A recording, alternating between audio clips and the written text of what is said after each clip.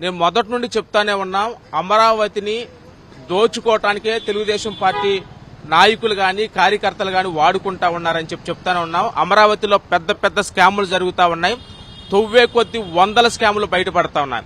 వాస్తవంగా అది చెరువు పోరంబోకు, తుళ్లూరులో చెరువు పోరంబోకులో 2 రేకుల షెడ్లు వేసి, ప్రైవేటు వ్యక్తులు 2 రేకుల షెడ్లు వేసి, ప్రైవేటు కాలేజీ అని చెప్పి ఒక బూటకప్పు కాలేజీ అక్కడ పెట్టి రోడ్డు వైండింగ్ లో పోతా ఉంది. అది వాస్తవంగా ప్రభుత్వ భూమి రోడ్డు వైండింగ్ లో పోయినా గానీ ప్రభుత్వ భూమికి కాంపన్సేషన్ ఇవ్వాల్సినటువంటి అవసరం లేదు.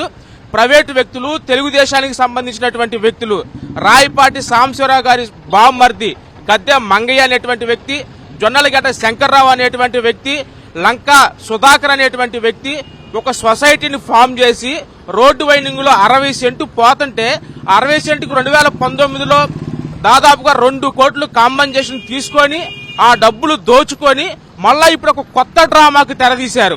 60 సెంట్లు కాంపన్సేషన్ లో పోతుంటే అది గవర్నమెంట్ భూమి అయితే ఇప్పుడు వాళ్ళు ఒక సొసైటీగా ఏర్పడి తుళ్లూరు ఎడ్యుకేషనల్ సొసైటీ అని చెప్పి ఒక బూటకపు సొసైటీ పెట్టి ఇప్పుడు దాదాపుగా 3 ఎకరాల ఆ సొసైటీకి ప్రభుత్వం దగ్గర నుంచి ల్యాండ్ అలాట్మెంట్ చేయించుకొని, అంటే 15,000 గజాలు, దాదాపుగా 15,000 గజాలు అంటే ఇప్పుడు దాదాపు 100 కోట్లు పెద్ద స్కాము తుళ్లూరులో జరిగింది. నేను ఒకటే చెప్తా ఉన్నాను, ఇది గాని ప్రభుత్వం దయచేసి నేను చెప్తా ఉన్నాను, దీన్ని ఈ యొక్క జీవో ఏదైతే ఇచ్చారో ప్రైమేరియాలో, అది కూడా రాయపూడిలో ప్రైమేరియాలో 204, 205 సర్వే నెంబర్లో 15,000 గజాలు అలాట్మెంట్ చేశారు.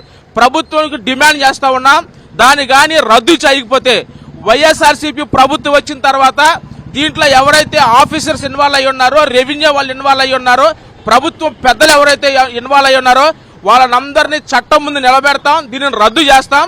ఎవరైతే ఈ స్కామ్ లో, ఈ కుంభకోణంలో ఉన్నటువంటి ఆ రాయపాటి సాంబశివరావు గారి బామ్మర్ది గద్దె మంగయ్య గాని, లేకపోతే జొన్నలగడ్డ శంకర్రావు గాని, లంకా సుధాకర్ గారిని వీళ్ళందరికీ చట్టం ముందు వీళ్ళని నిలబెట్టి జైలుకి వెళ్లేటువంటి పరిస్థితిని కూడా తీసుకొని వస్తాం.